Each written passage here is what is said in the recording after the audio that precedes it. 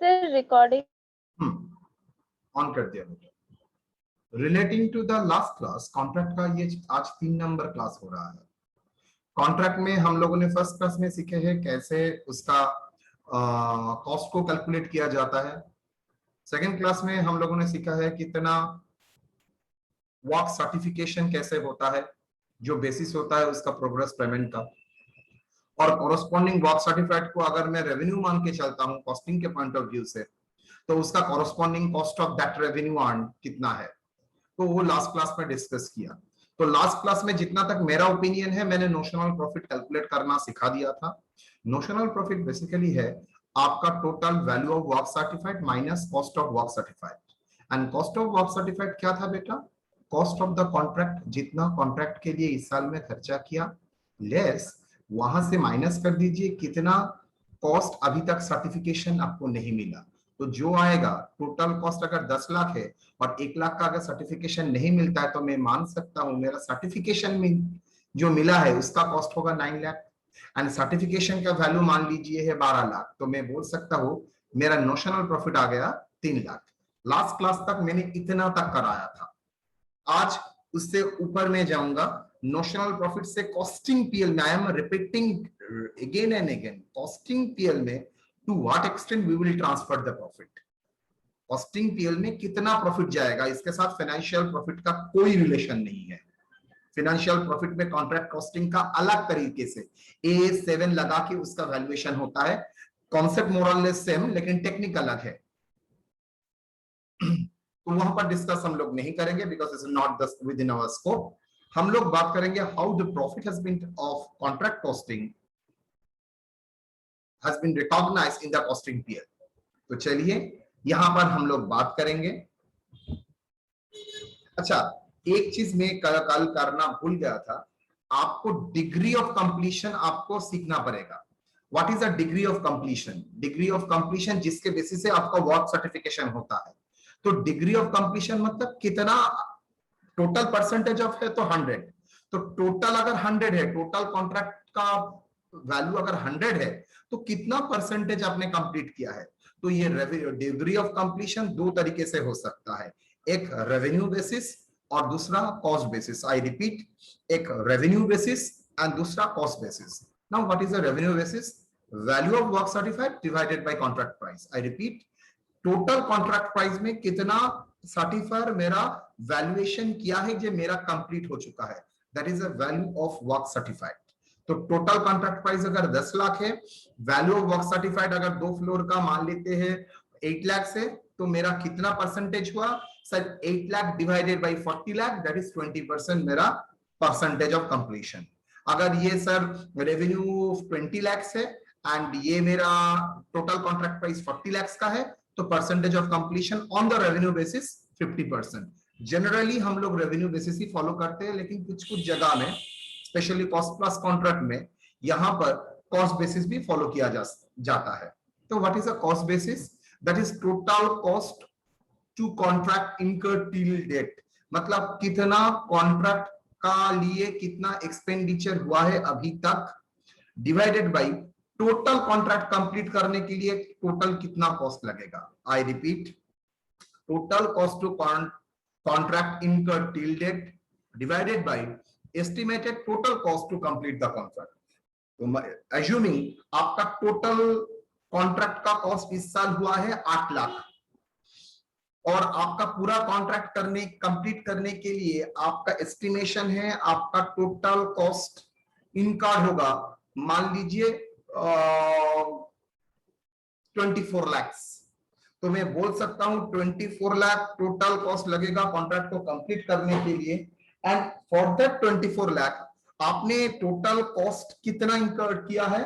That is 8 lakh. So we can say that it is near about 30%। कैसे? 8 lakh you have completed, that is cost to the extent 8 lakh you have completed out of the total estimated cost. I repeat, estimated total cost, total contract को complete करने के लिए कितना खर्चा होगा? I am not talking the additional cost, that is the total cost। पूरा contract को complete करने के लिए कितना कॉस्ट लगेगा? मान लीजिए 30 लाख। तो 8 लाख 30 लाख का परसेंटेज करके जितना परसेंटेज आएगा तो मान लीजिए 8 lakh divided by 30, that is 26.67%. That is the degree of completion. तो degree of completion on the basis of revenue basis हो सकता है, on the basis of cost basis हो सकता है. इलस्ट्रेशन तो सर आपको देना ही पड़ेगा, हम लोग आपको फीस देते हैं. यस, देना ही पड़ेगा.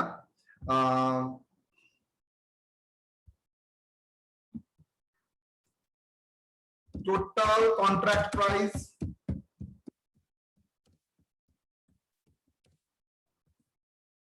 Rupees 10 lakhs. Total estimated cost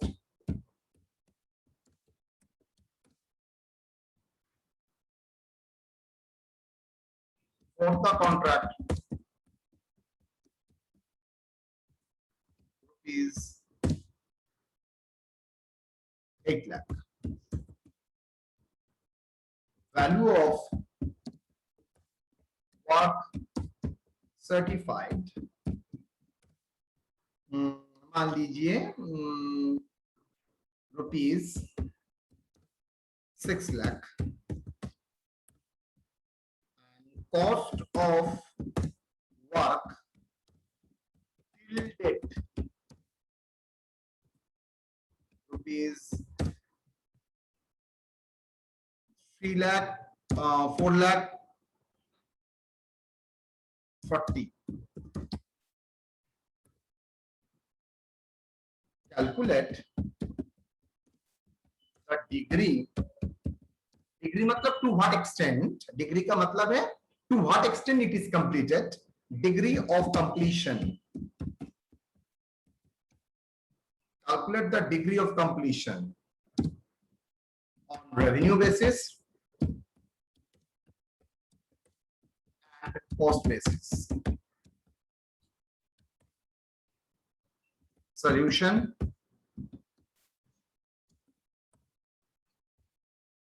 मैं फॉर्मूला को हाथ लगा सकता हूं. यस. रेवेन्यू बेसिस क्या होगा, कितना एक्सटेंड हुआ है, very common. Value of work certified कितना बेटा, 6 lakh sir.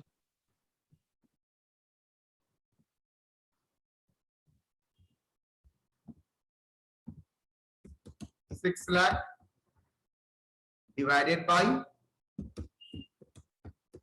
10 lakhs into 100. How much? 60%.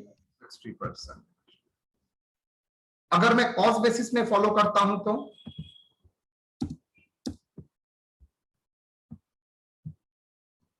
तो सर कॉस्ट इनकट कितना, 4,40,000. यस और नो. एंड कॉन्ट्रैक्ट प्राइस तो नहीं है.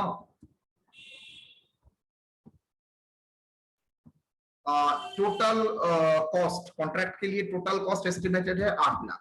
तो कितना परसेंटेज आएगा बेटा, 55% sir. 55%. It is not necessary sir revenue basis में भी जो परसेंटेज आएगा कॉस्ट बेसिस में भी सेम परसेंटेज आएगा. No, both are different. लेकिन देखना पड़ेगा किसके बेसिस में डिग्री ऑफ कंप्लीशन आप कंसीडर कर रहे हैं, रेवेन्यू बेसिस ना cost basis. Most of the situation we will follow the revenue basis rather than cost basis. Degree मतलब to the extent it is completed. चलिए, डिग्री ऑफ कंप्लीशन कंप्लीट के बाद, concept के बाद हम लोग आएंगे profit transfer to costing PL. Costing PL में कितना प्रॉफिट जाएगा ये हम लोगों को कैलकुलेट करना पड़ेगा. तो ये नोशनल प्रॉफिट हम लोगों ने टोटल कॉस्ट कैलकुलेट किए हैं, हम लोगों ने टोटल रेवेन्यू कंसीडर किया है, डिग्री ऑफ कंप्लीशन किया है, नोशनल प्रॉफिट कंप्यूट किया है. नाउ हम लोगों को देखना पड़ेगा अब नोशनल प्रॉफिट का कितना प्रॉफिट कॉस्टिंग पीएल में जाएगा. क्या पूरा ही जाएगा, ना कुछ नहीं जाएगा, ना पार्टली जाएगा. तो आते हैं. अच्छा, in case of accounting profit transfer to costing PL based on the conservative estimate, that is the fundamental. यहां पर हम कंजर्वेटिव फॉलो करेंगे, मतलब बहुत हद तक we will not recognise as a profit, to some extent we will recognize as a profit. It depends on the 3 parameters. 3, notional profit, cash distribution ratio. I think last class में मैंने सिखा दिया था कैश डिस्ट्रीब्यूशन रेशियो क्या होता है, मतलब कितना सर्टिफिकेशन का करने के बाद कितना आपने डिस्ट्रीब्यूट किया है। मतलब सर्टिफिकेशन है 8 लाख, क्या 8 लाख पैसा आपने दे दिया ना, 20% रिटेन करके बाकी को दिया है, तो that is the cash distribution ratio. कितना सर्टिफिकेशन का कितना पैसा आपको मिला है, डिस्ट्रीब्यूट किया है, कॉन्ट्रैक्टर को कितना दिया है, पूरा ही सर्टिफिकेशन का पैसा दिया है ना, सर्टिफिकेशन से एक पैसा रिटेन करके बाकी को डिस्ट्रीब्यूट किया है, तो that is notional profit, cash distribution ratio, degree of completion. I think degree of completion concept आप लोगों के लिए अब क्लियर हो चुका है, यहां पर ही मैंने दिखा दिया था। अब आते हैं कैसे प्रॉफिट रिकॉग्नाइज होगा, इसका कुछ पैरामीटर है, कुछ जनरली एक्सेप्टेड कुछ प्रिंसिपल्स है, उसी तरीके से एस्टिमेट किया जाता है।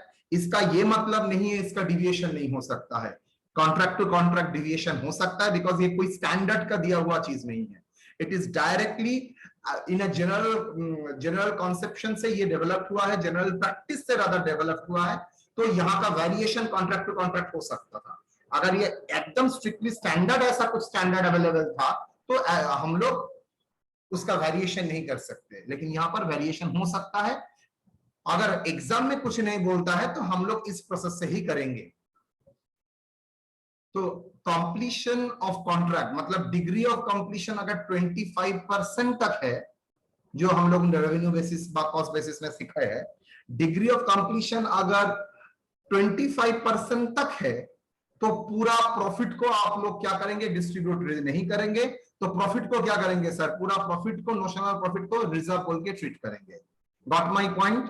अगर मेरा degree of percentage of completion 25% है तो पूरा प्रॉफिट को हम लोग क्या करेंगे, रिजर्व बोल के हटा के रखेंगे।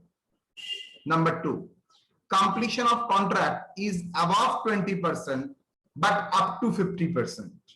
I repeat, completion of contract is above 20%, 5% but up to 50%. इसका मतलब कॉन्ट्रैक्ट का कंप्लीशन 25% से ज्यादा, बिकॉज 25% तक तो रिजर्व में ट्रांसफर हो जाता है, बट 50% तक, 50% मतलब हाफ से ज्यादा नहीं हुआ, then profit transfer to costing PL होगा 1/3 into notional profit. I repeat, 1/3 into notional profit. Notional profit का 1/3 into cash received by work certificate. Cash received by work certificate मतलब cash distribution ratio.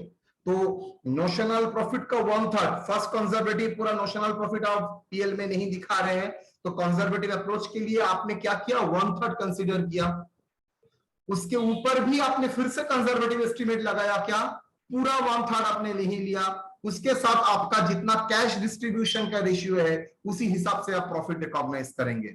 मतलब 1/3 into notional profit into cash receive by work certified, that is 1/3 notional profit का 1/3 उसका cash distribution ratio, that is cash receive by work certified. अगर degree of completion 50% से above, लेकिन but up to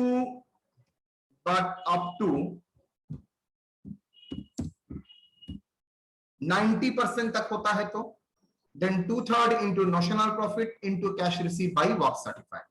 तो 25% तक no profit kept as a reserve, 25 से 50% के लिए 1/3 of the notional profit into cash distribution ratio, and 50% से above but 90% तक 2/3 of the notional profit into cash distribution ratio. चलिए एक प्रॉब्लम में आते हैं, उसके बाद इसका चर्चा करेंगे।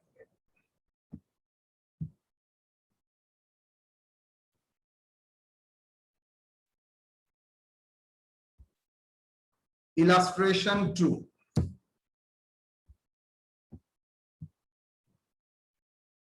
ALM is a Kolkata-based construction firm undertaking following 3 construction projects.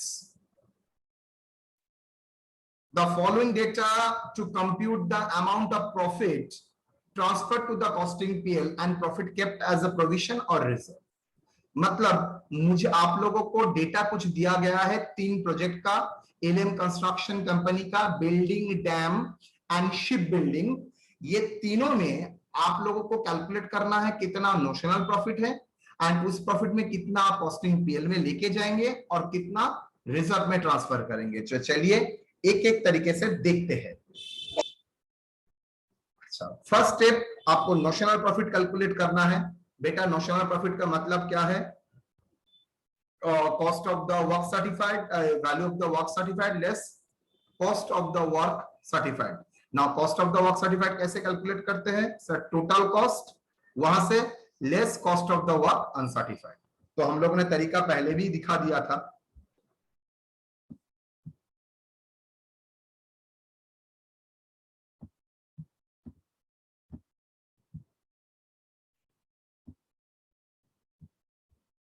Value of work certified 2 lakh plus building का देखिए। तो चलिए value of work certified 2 lakh, cost of the work 1,50,000, cost of the work not yet certified 10,000। सो मैं बोल सकता ही हूं 1,50,000 total cost हुआ है, 10,000 अभी तक सर्टिफिकेशन नहीं मिला है। तो जितना सर्टिफिकेशन मिला है उसका कॉस्ट कितना है सर? 1,40,000, 1,50,000 माइनस 10। अच्छा, उसका कितना वैल्यूएशन हुआ है सर? 2 लाख। तो 2 लाख माइनस 1,40,000 60,000। देखिए value of work certified 2 lakh plus cost of work uncertified 10,000, 2 lakh 10 less cost of the work to the date 1,50,000, notional profit 60,000। दूसरा तरीके से भी कर सकते हैं, इस तरीके से भी हम लोग कर सकते हैं। क्लियर? ये तरीका क्यों फॉलो किया? बिकॉज हम लोग जब अकाउंट्स में करेंगे इस तरीके से ही करेंगे। इस वाई डिस्क्लोजिंग स्टॉक के साथ रेवेन्यू को ऐड कर दिया, लेस किया टोटल कॉस्ट को, ऑटोमेटिकली नोशनल प्रॉफिट आ गया। सेम तरीका डैम के लिए आइए बेटा। Total cost 2,30,000, cost of work not yet certified 20,000। So क्या होगा? Cost of the work to the date 2,10,000। Yes और no? 2,30,000 minus 20, that is 2,10,000. Yes or no? Yes, sir. Yes, sir. तो 2,10,000 और मेरा वैल्यूएशन कितना हुआ है बेटा? 3 लाख। सो 3 लाख माइनस 2,10,000 90,000। देखिए 90,000 कैसे आया? 3 लाख उसके साथ क्लोजिंग का वैल्यू ऐड कर दिया 3,20,000 लेस कर दिया टोटल कॉस्ट 2,30,000। देखिए 90,000। मतलब तो वही हुआ, कॉस्ट ऑफ वर्क अनसर्टिफाइड यहां पर ऐड करके उसके बाद लेस करो cost of work to that, मतलब लेस करो cost of work to that से कॉस्ट ऑफ वर्क अनसर्टिफाइड, मतलब सेम ही है। शिप बिल्डिंग का value of work certified 8 lakh है, कॉस्ट ऑफ वर्क अनसर्टिफाइड 30,000 है, cost of work to the date 6,60,000 है। तो यहां का भी नोशनल प्रॉफिट 1,70,000। तो फर्स्ट फेज आपका नोशनल प्रॉफिट कैलकुलेशन हो गया। अब सेकेंड पॉइंट मेरा जरूरी है जिसका बेसिस में हम लोगों को काम करना है, that is degree of completion. तो चलिए डिग्री ऑफ कंप्लीशन देखते हैं। सर होल्ड, हाँ बोलो। सर अभी आप सम्स दिखाने से पहले खुद हम लोग रीड किए थे ना कि कितना 90,000 आया, तो उसमें दोनों में आप माइनस किए थे, क्या क्या माइनस किए थे सर? हाँ बेटा, अच्छा अभी अच्छा अच्छा अच्छा अच्छा अच्छा अच्छा अच्छा अच्छा, फाइन फाइन जी फाइन सर। Fine fine. चलो मैं डैम के लिए बोलता हूं। चलो डैम के लिए तुम्हारा सवाल था, आपका वैल्यू ऑफ सर्टिफिकेशन कितना है बेटा? 3 लाख रुपया। यस और नो? Yes sir. तो उसका उससे माइनस क्या करना पड़ेगा? उसका कॉरस्पॉन्डिंग कॉस्ट। तो सर उसका कॉरस्पॉन्डिंग कॉस्ट कैसे आएगा? मैंने डैम बनाने के लिए टोटल खर्चा कितना हुआ था? 2,30,000। 2,30,000 के भीतर 20% का अभी तक कोई सर्टिफिकेशन नहीं मिला है, तो मैं बोल सकता हूं कितना कॉस्ट का सर्टिफिकेशन मिला है? 2,30,000 माइनस 3 लाख। 20,000, तो 2,10,000। यस और नो? Yes sir. तो 2,10,000 जो काम सर्टिफाइड हुआ है उसका कॉरस्पॉन्डिंग कॉस्ट है, और कितना जो सर्टिफाइड हुआ है उसका वैल्यूएशन कितना हुआ है? 3 लाख रुपया। तो ये बताइए प्रॉफिट कितना हुआ? 3 लाख माइनस 2,10,000 कितना आता है बेटा? 90। 90,000। 90,000. वही तो मैंने किया है 90। एग्री? आई थिंक सर आप लोगों को एक बार और दिखाइए। चलिए पैसा देते हैं तो दिखाना पड़ेगा।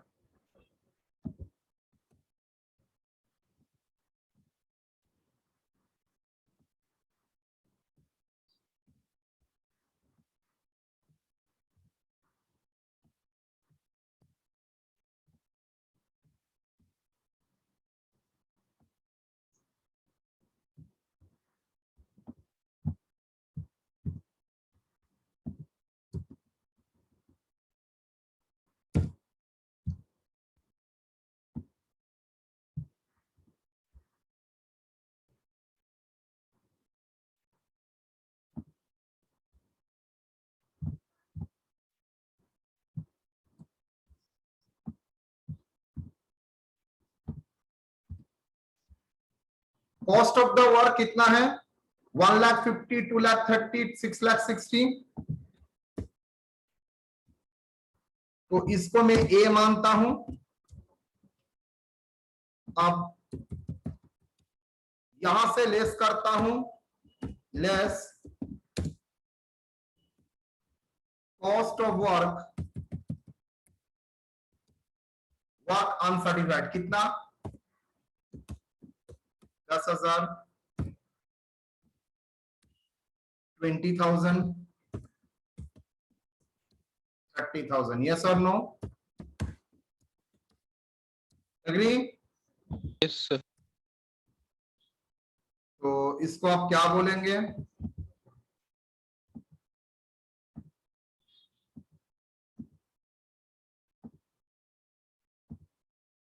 हम सर इसको बोलेंगे cost of work certified. Yes और नो? टोटल कॉस्ट 1,50,000 अनसर्टिफाइड अगर मिल गया तो सर्टिफाइड का कॉस्ट कितना है? 1,40,000। सर्टिफाइड का कॉस्ट कितना है? 2,10,000। सर्टिफाइड का कॉस्ट कितना है? 6,30,000। यस और नो? इसको मैं बी करता हूं। तो देखिए आपके पास ऊपर में cost of the work certified है ए और cost of the work certified है बी, मतलब वैल्यू भी है, कॉस्ट भी है कॉरस्पॉन्डिंग। तो क्या आ जाएगा? Notional profit. देखिए तो ए माइनस बी। यस और no? Yes, sir. Minus 1,40,000, 60, 3 lakh minus 2,10,000, 90, 8 lakh minus 6,30,000, 1,70,000। Clear? तो जिसने सवाल किया था आई थिंक उसके लिए पूरा क्लियर हो चुका है।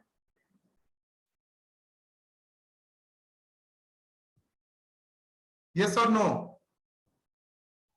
Sir cost of work date वो लेस किए या ऐड किए हैं सर? अरे कॉस्ट ऑफ वर्क था 1,50,000, वहां से तो मैंने लेस किया। देखो less cost of the work 1,50,000 से क्या करने से 1,40,000 आता है बेटा? यहाँ पर तो लेस। समझ में आ गया। हाँ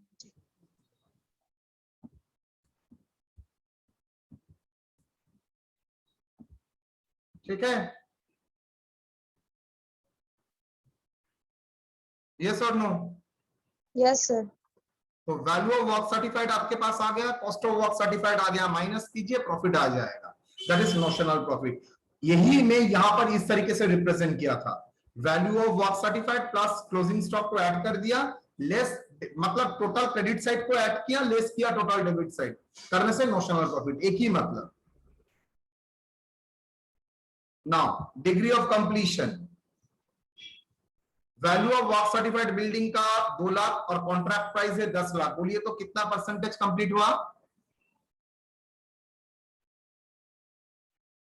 सॉरी 25%. डैम का टोटल था 3 लाख, 9 लाख और सर्टिफाइड हुआ था 3 लाख। कितना परसेंटेज? 33.3.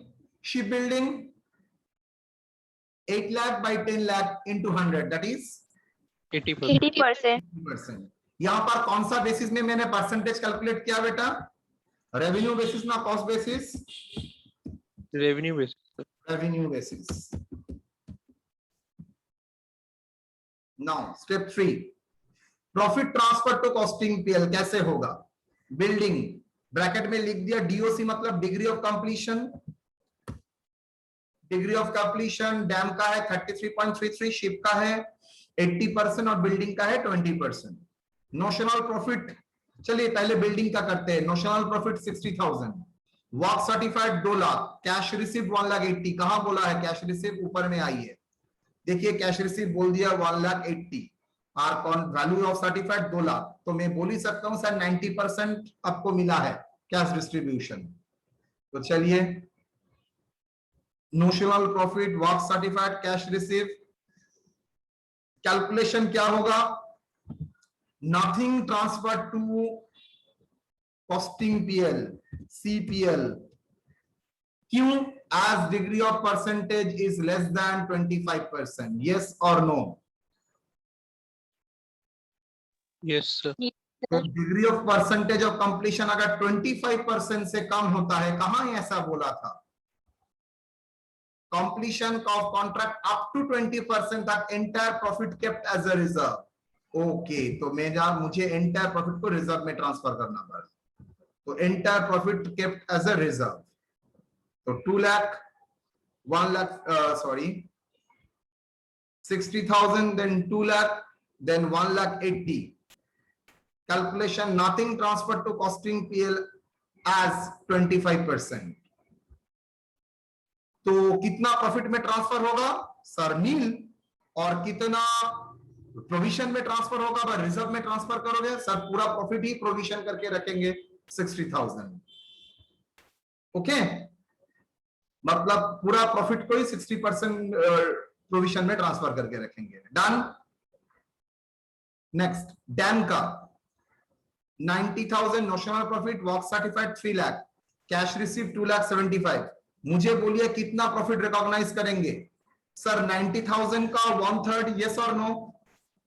90,000 का 1/3 into cash distribution ratio, that is 2,75,000 upon 3 lakh. Figure क्या आता है? 27,500। मतलब 90,000 का 27,500 मैंने क्या ट्रांसफर किया है? कॉस्टिंग पीएल में। और बाकी कॉस्टिंग पीएल और कितना रिजर्व करके रखा है? 90 माइनस 27,500, दैट इज 63,500 मैंने रिजर्व में ट्रांसफर करके रखा है। Now ship building, notional profit कितना था? 1,70,000। परसेंटेज ऑफ कंप्लीशन 50% से ज्यादा है, तो क्या करेंगे? 2/3 into 1,70,000। I repeat, 2/3 into 1,70,000 into 7,50,000 by 8 lakh, that is cash distribution ratio. तो कितना ट्रांसफर होगा 1,70,000 का? 1,06,250 कॉस्टिंग पीएल में जाएगा। और बाकी जो नोशनल प्रॉफिट का पार्ट रहता है, दैट इज 1,70,000 माइनस 1,06,250, 60,750, वो कहां जाएगा? दैट इज शिप बिल्डिंग में, राइट, प्रोविजन में। क्लियर और not? Yes, sir. Yes, sir. Yes, sir. एकदम। Yes, sir. हाँ, तो यहां तक मेरा हो गया illustration of which part? Illustration of first 3 component, 25%, 25 to 50 and 50 to 90। मैं एक्सपेक्ट कर रहा था कोई स्टूडेंट एक बार सवाल पूछेगा, सर 90% से ऊपर होता है तो क्या करेंगे? 90% से ऊपर हो जाता है, इसका मतलब है नियर टू कंप्लीशन। इसका मतलब नियर टू कंप्लीशन। इसका क्या मतलब होता है बेटा? Near to completion. देन ये नोशनल प्रॉफिट के बेसिस में कैलकुलेशन नहीं होता है, नॉर्मली ये होता है on the basis of estimated profit.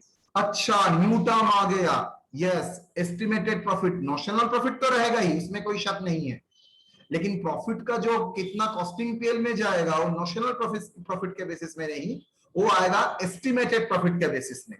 चलिए, हम लोगों को एस्टिमेटेड प्रॉफिट बेसिस देखना पड़ेगा। लेकिन मजे का बात है, यहां पर 5 ऑल्टरनेटिव्स अवेलेबल है। आई रिपीट, 5 ऑल्टरनेटिव अवेलेबल है आपको क्या करने के लिए? प्रॉफिट कैलकुलेट करने के लिए। Number 1, estimated profit into value of work certified by contract price. कोई बोल सकता है इसका मतलब क्या है एक्चुअल में? इसका मतलब क्या है, कोई बोल सकता है?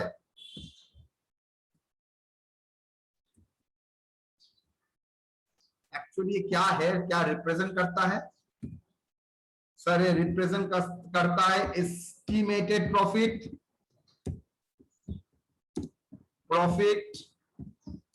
Into percentage of completion, that is RB. RB मतलब revenue basis into cash distribution ratio. Yes और नो? देखो तो वही क्या है ना, एस्टिमेटेड प्रॉफिट के साथ डिग्री ऑफ कंप्लीशन मल्टीप्लाई किए, उसके साथ कैश डिस्ट्रीब्यूशन रेशियो मल्टीप्लाई किए। यस और नो? Yes, sir. चलिए, अगर आपका दूसरा अल्टरनेटिव क्या है?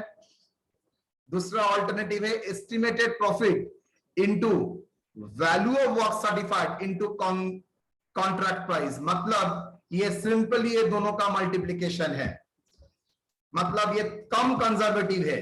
देखो यहां पर ये दोनों सेम है, लेकिन यहां पर कैश डिस्ट्रीब्यूशन रेशियो से मल्टीप्लाई नहीं किया, मतलब थोड़ा कम कंजर्वेटिव है, और फॉर्मूला 1 थोड़ा ज्यादा कंजर्वेटिव है। सेम। नंबर 3 क्या है, देख के कुछ पता चल रहा है? Estimated profit. देखो सर ये तो सेम है। देखो तो इससे पहले आप लोग कभी सुने हैं और नाम? टोटल कॉस्ट टू कॉन्ट्रैक्ट इनका till date divided by total cost to complete the contract. ये प्रोपोर्शन का कहीं आपका दिमाग में आ रहा है? ये प्रोपोर्शन हम लोगों ने कहीं पर सुना है सर? कॉस्ट बेसिस में सर। कॉस्ट बेसिस में। Very good, exactly. मतलब रेवेन्यू बेसिस का भी ऑल्टरनेटिव हो सकता है, कॉस्ट बेसिस का भी ऑल्टरनेटिव हो सकता है, इनटू कैश डिस्ट्रीब्यूशन रेशियो। चलिए यहां पर और क्या, अगर सर यहां पर थोड़ा कम कंजर्वेटिव करते हैं तो सर कैश डिस्ट्रीब्यूशन रेशियो का परसेंटेज हम लोग नहीं लेंगे, तो सिर्फ estimated profit into percentage of completion on cost basis.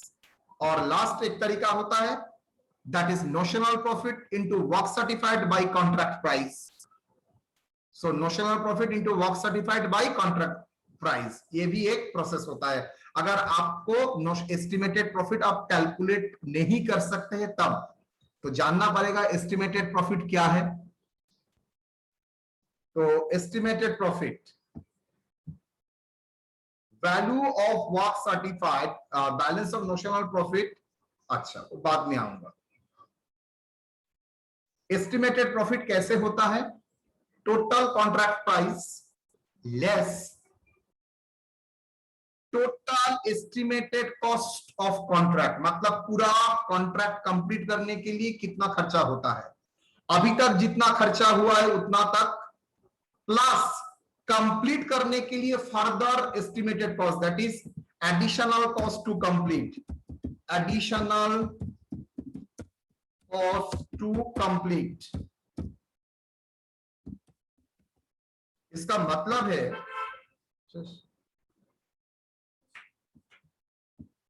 Additional cost to complete, इसका मतलब क्या है?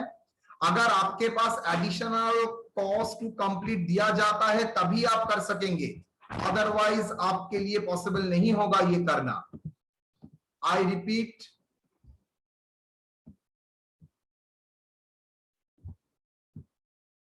आपके पास ये फर्दर कितना कॉस्ट लगेगा टू कंप्लीट, ये इंफॉर्मेशन दिया जाता है तभी आप एस्टिमेटेड प्रॉफिट कैलकुलेट कर सकते हैं, otherwise it is not possible for you to calculate the further cost to complete.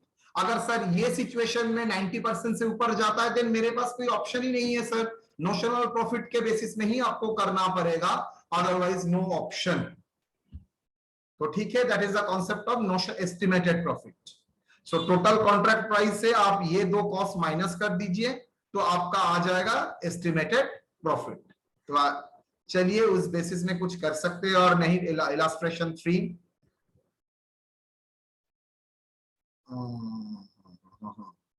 Illustration 3 चलिए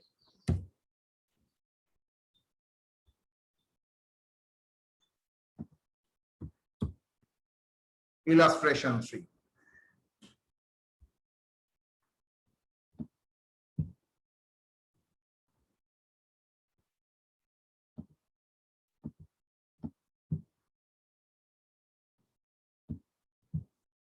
आ जाते हैं, क्या बोला है? Compute a conservative estimates of a profit on contract which has been 90% completed under the different method from the following particulars. अच्छा, एक line मुझे change करना पड़ेगा, दैट इज ऊपर में कंप्लीशन ऑफ कॉन्ट्रैक्ट इज 90% और मोर, और ये ऊपर में होगा 50% टू लेस देन 90%, नहीं तो कंफ्यूजन हो सकता है। चलो, total expenditure incurred 22,50,000, estimated further expenditure to complete 2,50,000। मैं एक एक पॉइंट का डिस्कशन दे रहा हूं। अभी तक आपने जितना खर्चा किया है दैट इज 22,50,000। ये कॉन्ट्रैक्ट 90% तक कंप्लीट हुआ है, बोल ही दिया है, डिग्री ऑफ कंप्लीशन बोल ही दिया है 90%। इसको कंप्लीट करने के लिए फर्दर आपको 2,50,000 लगेगा, मतलब पूरा कंप्लीट करने के लिए 2,50,000 खर्चा होगा। ओके, आपका कॉन्ट्रैक्ट प्राइस है 30 लाख, आपका वर्क सर्टिफाइड है 27,50,000, आप वर्क अनसर्टिफाइड है 1,75,000, कैश रिसीव्ड है 21,25,000। तो डिफरेंट मेथड से आप प्रॉफिट कैलकुलेट करके दिखाइए। यहां पर कॉन्ट्रैक्ट प्राइस है, फर्स्ट ऑफ ऑल आपको दो प्रॉफिट कैलकुलेट पहले ही करना पड़ेगा, that is estimated profit then nominal profit. Contract price कितना है 30 लाख। नाउ कॉन्ट्रैक्ट को कंप्लीट करने के लिए कितना खर्चा होता है बेटा? कॉन्ट्रैक्ट को कंप्लीट करने के लिए कितना खर्चा होता है? 22,50,000 अभी तक हुआ है, प्लस 2,50,000 लगेगा, तो टोटल मेरा खर्चा हुआ है 25 लाख। आई रिपीट, मेरा कॉन्ट्रैक्ट प्राइस है 30 लाख, टोटल कॉन्ट्रैक्ट को कंप्लीट करने के लिए मेरा टोटल कॉस्ट लगता है 25 लाख, तो एस्टिमेटेड प्रॉफिट हो जाता है मेरा 5 लाख। तो मैं इस क्वेश्चन में एस्टिमेटेड प्रॉफिट कैलकुलेट कर सकता हूं बिकॉज मेरा फर्दर कॉस्ट दिया है क्वेश्चन में। Then nominal profit, value of work certified 27,50,000 at cost of work uncertified 1,75,000। तो नॉमिनल प्रॉफिट क्या है? जैसे आप लोग जानते ही हैं, value of work certified 27,50,000, cost of work uncertified 1,75,000, तो टोटल क्रेडिट साइड हो गया है 29,25,000 लेस टोटल डेबिट में कितना कॉस्ट है 22,50,000, तो नॉमिनल प्रॉफिट आ गया है 6,75,000। अब मुझे देखना पड़ेगा कितना प्रॉफिट नॉमिनल प्रॉफिट का मैं ट्रांसफर करूंगा कॉस्टिंग पीएल में और कितना रिजर्व में। फर्स्ट ऑल्टरनेटिव अगर फॉलो करते हैं तो एस्टिमेटेड प्रॉफिट कितना? Number one approach, estimated profit into degree of completion on the revenue basis into cash distribution ratio. So value of work certified by contract price, that is the degree of completion, into cash received by work certified. आ जाओ, कितना?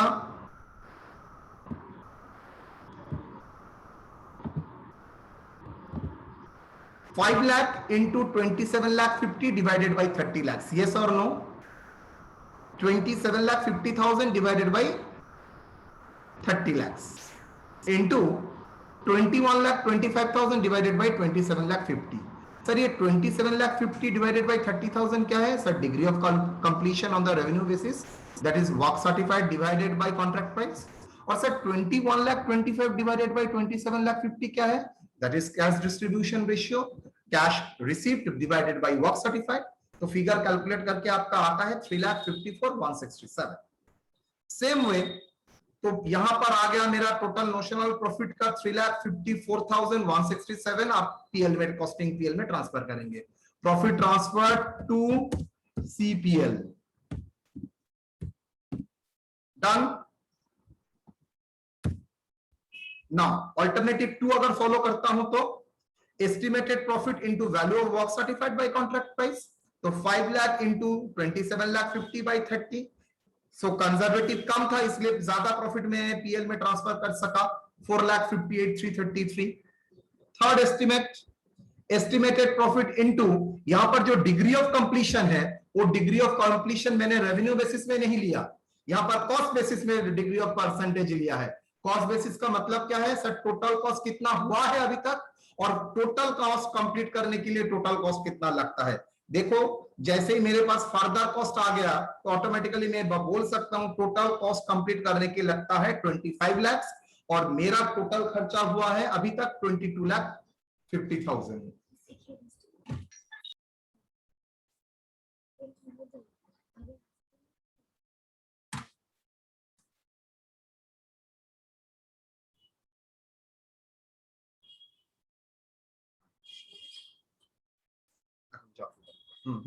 এখন যা দাদারা পড়ছে তো।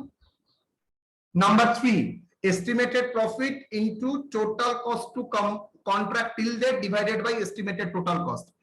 मतलब sir मुझे जितना लग रहा है ये वर्ड मैंने कहीं पर सुना था, चलो मैं दिखाता हूं आप कहां पर सुने थे। आज का क्लास स्टार्टिंग जब किए थे तभी सुने थे आप। देखिए तो डिग्री ऑफ कंप्लीशन क्या है?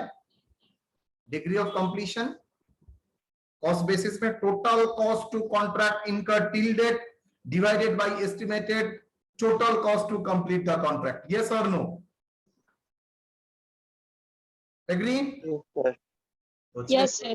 सही था, मतलब ये भी डिग्री ऑफ कंप्लीशन है लेकिन कॉस्ट बेसिस में। तो आजा बेटा, तो यहां पर cost basis into cash distribution ratio, that is cash receive by work certified.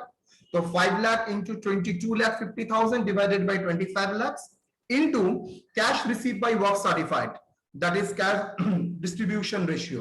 so 5 lakh into percentage of completion based on the cost basis into cash distribution ratio करके देखिए 3,47,727 आता है।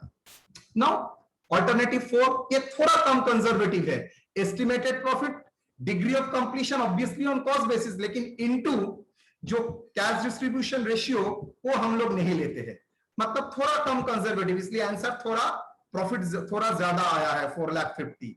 तो 3,47,727 और यहां पर आया 4,50,000। अगर सर मेरे पास फर्दर कॉस्ट टू कंप्लीट नहीं रहता तो मेरे पास एस्टिमेटेड प्रॉफिट नहीं होता, देन मेरे पास एक ही ऑप्शन बचता, नोशनल प्रॉफिट। तो नोशनल प्रॉफिट क्या होता है? Notional profit into work certified by contract price. Sir इसके साथ में अगर कैश डिस्ट्रीब्यूशन रेशियो मल्टीप्लाई करता हूं, कर सकते हो, नो प्रॉब्लम, और भी कंजर्वेटिव हो जाएगा।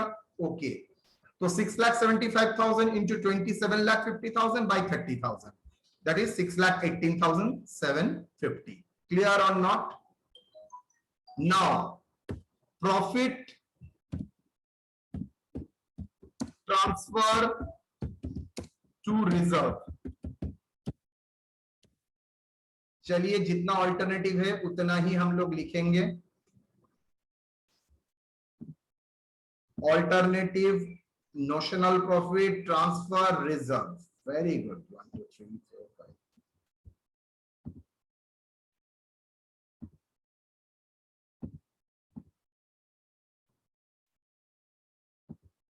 चलिए that is alternative.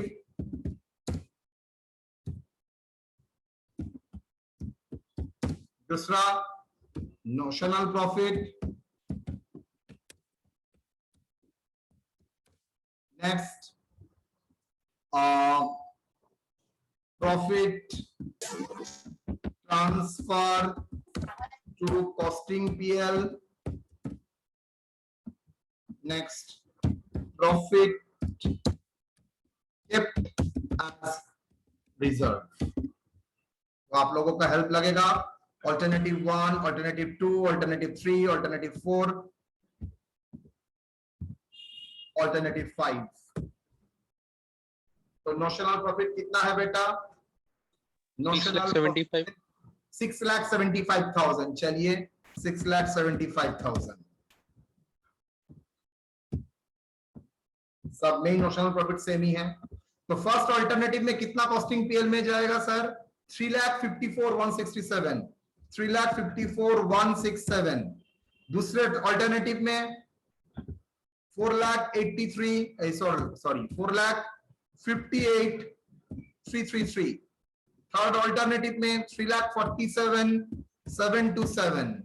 Fourth alternative में 4,50,000 आपने ही कैलकुलेट किया है। फिफ्थ ऑल्टरनेटिव जो नोशनल प्रॉफिट के बेसिस में है 6,18,750। यस और नो?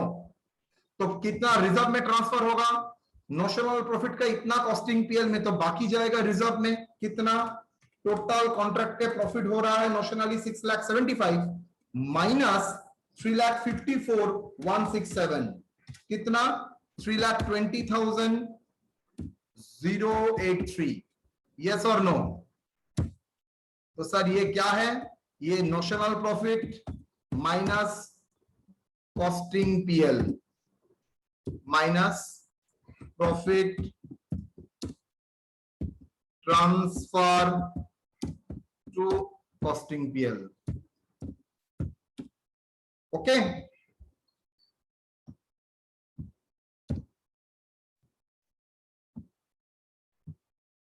डन। चलिए दूसरे का क्या होगा? 6,70,000 1,04,166. सॉरी 1,04,166. 167। नेक्स्ट बोलो।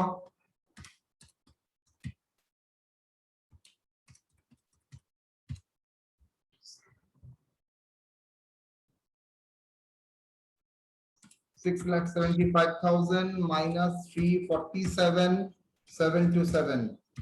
How much? 327. सर सेकंड का 216,667 होगा। 216,667। दूसरे का 273। यहाँ का 2,500,000. 2,25,000। यहाँ का 6,18,000। 56,250। क्लियर और नॉट बेटा? Yes, sir. तो आ गया मेरा कितना पीएल में ट्रांसफर होगा?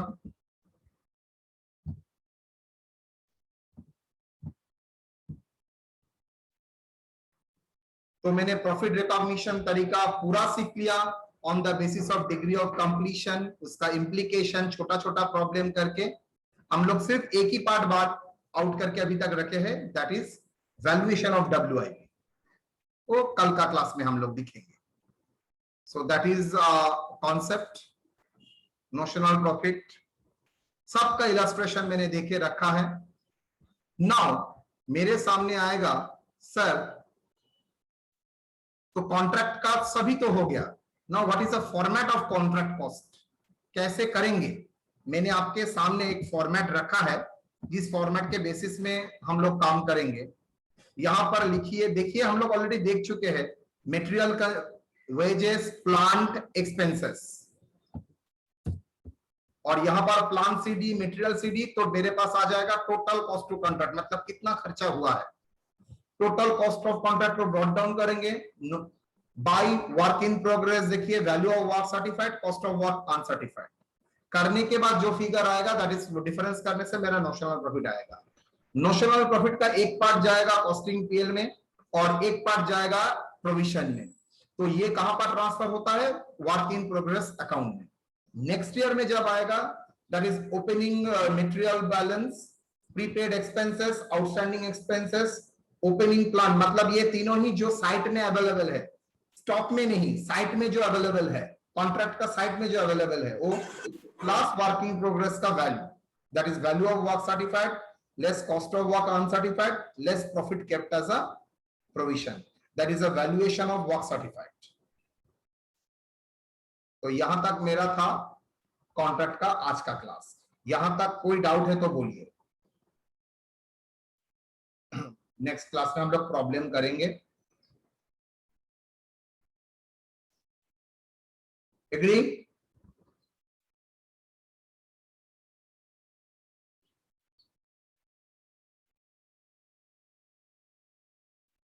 एनी डाउट यहां तक बेटा? सर एक क्वेश्चन है। हाँ बोलिए। सर वो जो 90% से अबव जो था सर, तो उसमें से कोई भी एक करना है या सब कर लेना सर? देखिए very good and pertinent question. BCom में 2 बार क्वेश्चन दिया गया है, लेकिन वेरी यूनिक 2 बारी ये क्वेश्चन दिया है जो आपके सामने मैंने रखा है। तो बोलिए एक 10 नंबर का क्वेश्चन में एक ऑल्टरनेटिव करने से होगा? दूसरा देखिए तो क्वेश्चन क्या है, compute the conservation estimate of profit on contract under, क्या लिखा है? different method. Methods, different methods. Methods plural है, मतलब एक मेथड से नहीं होगा, आपको मल्टीपल मेथड करना पड़ेगा। दैट्स वाई तो 10 नंबर दिया है आपको। तब आपको पूरा कॉन्ट्रैक्ट अकाउंट करना ही नहीं पड़ेगा। लेकिन एक बार आया है जहां पर आपको पूरा कॉन्ट्रैक्ट करना पड़ेगा, देन 5 ऑल्टरनेटिव से आंसर करोगे? नो, कोई एक ही करना पड़ेगा। तो जो एनी वन, अगर आप एस्टिमेटेड प्रॉफिट कैलकुलेट कर सकते हैं तो एस्टिमेटेड प्रॉफिट से नंबर 1 करेंगे ऑलवेज। दैट इज नंबर 1 तरीका, ये वाला तरीका बोल्ड करके दिया। अगर एक ही ऑल्टरनेटिव, मतलब पूरा प्रॉब्लम आपको करने के लिए बोल रहा है तो तब एक ही तरीका, लेकिन ये करने के लिए आपको एस्टिमेटेड प्रॉफिट कैलकुलेट करना जानना पड़ेगा। और एस्टिमेटेड प्रॉफिट के लिए आपको फर्दर कॉस्ट का कैलकुलेशन आपको दिया जाएगा, नहीं तो आप एस्टिमेटेड प्रॉफिट कैसे कैलकुलेट करेंगे? लेकिन सर एस्टिमेटेड प्रॉफिट कर ही नहीं सकते, देन आपके पास तो एक ही बचता है बेटा। तो पूरा प्रॉब्लम दिया जाएगा तो एक ही मेथड में फॉलो करेंगे।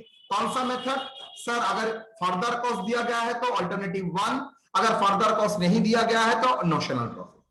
क्लियर?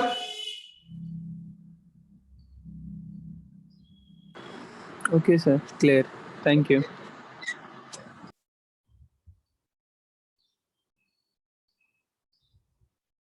कोई डाउट?